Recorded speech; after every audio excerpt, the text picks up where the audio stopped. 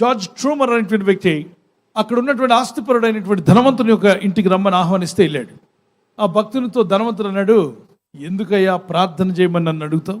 నాకు నలుదిక్కులా ఉన్నప్పుడు ఇక దేవుడు నాకు అవసరం అంటావా? ప్రార్థన అవసరమా? బైబిల్ చదవడం అవసరమా అని అడిగాడు. దానికి భక్తుడు అన్నాడు, ఐఎమ్ సారీ, నలుదిక్కులా సంపాదించావు కానీ నీకు ఒక దిక్కున ఏమీ లేదు, జీరో ఉందన్నాడట. ఏంటా దిక్కో చెప్పు అన్నాడు.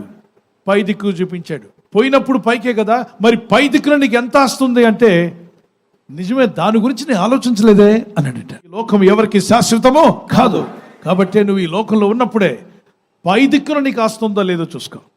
నలుదిక్కులా లేకపోవచ్చు, కానీ ఉన్నదాంతో తృప్తి కలిగి పైనున్న దేవునితో సంబంధం కలిగి ఉంటే, పైనున్న వాడితో పరిచయం కలిగి ఉంటే ఎప్పుడు పోయినా భయం లేదు. పైనున్న వాడు నిన్ను చేర్చుకుంటాడు, ఎందుకంటే ఆయనతో పరిచయం నీకుంది.